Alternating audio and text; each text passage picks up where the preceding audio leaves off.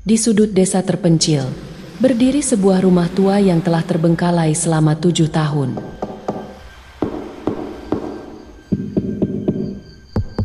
Pemilik terakhirnya telah lama meninggal, meninggalkan rumah ini kosong tanpa kehidupan.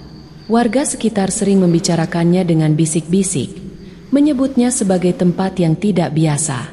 Beberapa kali ada yang mencoba menyewanya, namun tidak ada yang bertahan lama. Entah karena alasan yang logis atau sesuatu yang lebih dari sekadar kebetulan. Rumah kosong ini terkenal dengan sebutan rumah jengkol, karena sering tercium bau jengkol yang menyengat, terutama di malam hari. Malam demi malam, mereka yang tinggal di sekitar rumah ini mencium aroma jengkol yang dimasak di tengah malam. Namun, ketika diperiksa, tidak ada siapapun di dalamnya. Lebih menyeramkan lagi, dari arah dapur dan kamar mandi sering terdengar suara gemerincing wajan yang dicuci, seolah seseorang sedang menyiapkan makanan. Kami pun memutuskan untuk memasang CCTV di beberapa sudut rumah, terutama di dapur, tempat suara-suara aneh itu sering terdengar. Sepanjang malam, kamera merekam dengan tenang. Mata elektroniknya mengawasi setiap sudut rumah yang gelap. Namun, hasil rekaman yang kami periksa tidak menunjukkan apapun. Tidak ada suara yang terekam, padahal sebelumnya telinga kami mendengar dengan jelas sesuatu yang bergema di ruang kosong itu.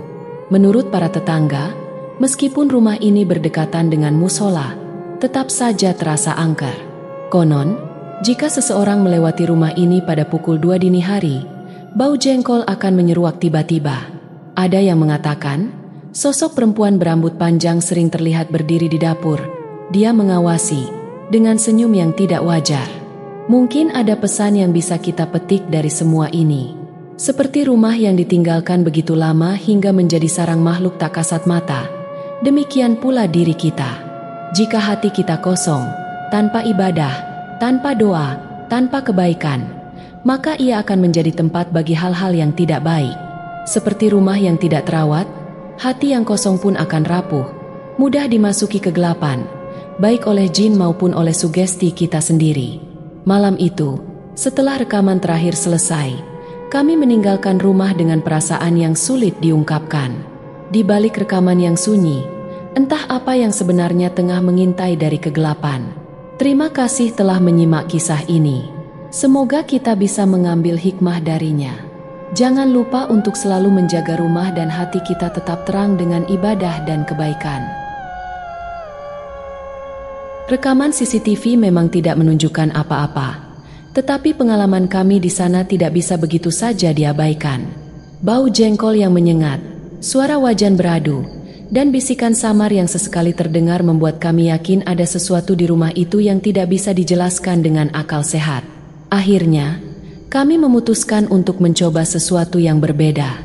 Seorang teman yang memiliki kemampuan spiritual, sebut saja Pak Darman, kami ajak untuk membantu menyelidiki misteri rumah jengkol. Dengan membawa air yang telah didoakan dan beberapa perlengkapan lainnya, kami kembali ke rumah itu, tepat tengah malam. Begitu memasuki rumah, hawa dingin langsung menyergap. Lampu senter yang kami bawa hanya mampu menerangi sebagian kecil dari kegelapan yang menyelimuti ruangan.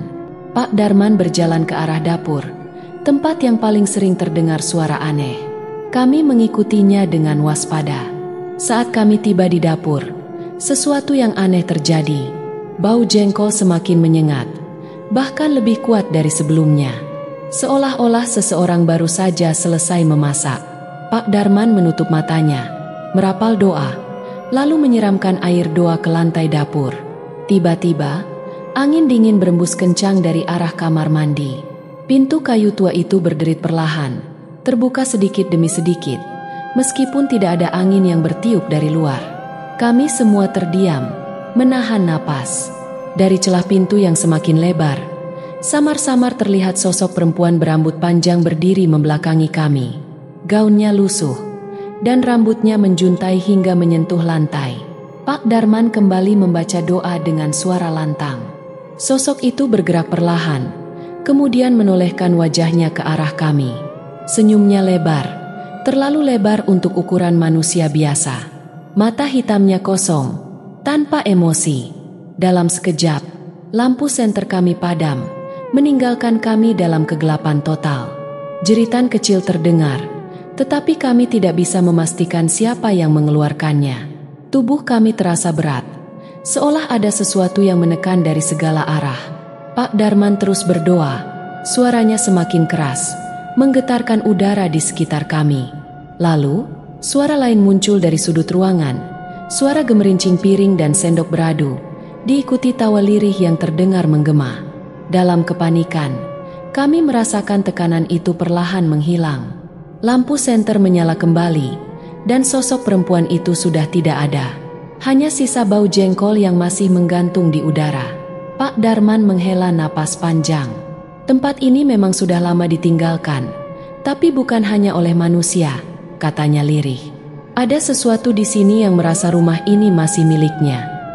Kami memutuskan untuk meninggalkan rumah itu dan tidak kembali lagi.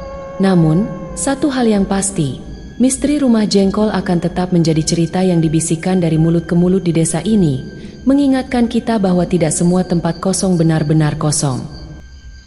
Malam itu berakhir dengan perasaan campur aduk, antara ketakutan, keheranan, dan rasa penasaran yang belum sepenuhnya terjawab. Kami meninggalkan rumah itu dengan langkah tergesa, seolah takut sesuatu akan mengejar dari belakang. Pak Darman tampak lebih tenang, tetapi wajahnya menyiratkan sesuatu yang tidak bisa ia ungkapkan dengan kata-kata. Keesokan harinya, kami berkumpul di rumah salah satu teman untuk membahas apa yang telah terjadi.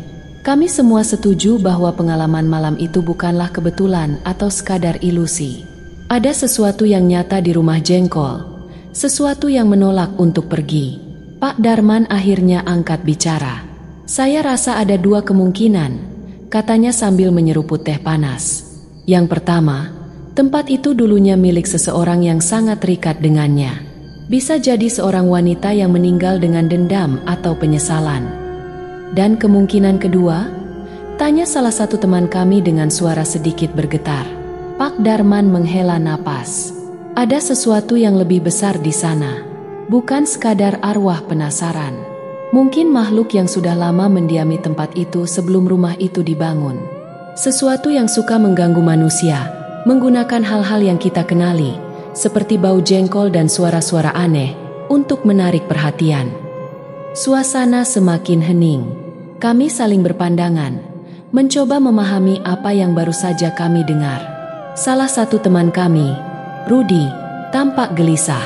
Kalau memang begitu, apakah kita masih bisa melakukan sesuatu? Apakah kita harus melaporkan ini kepada seseorang yang lebih berpengalaman? Pak Darman mengangguk. Saya akan menghubungi seorang kenalan yang lebih paham tentang hal ini.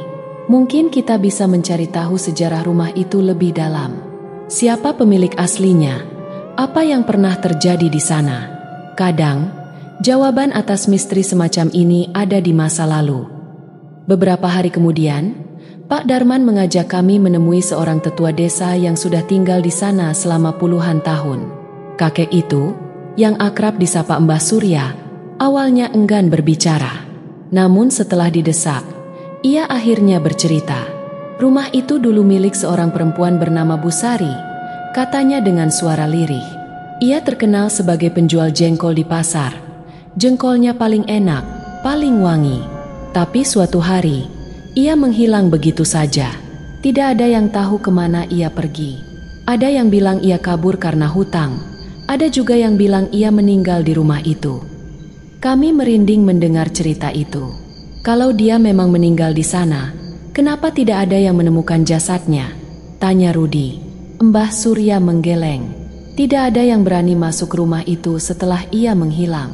Orang-orang yang mencoba selalu mengalami kejadian aneh.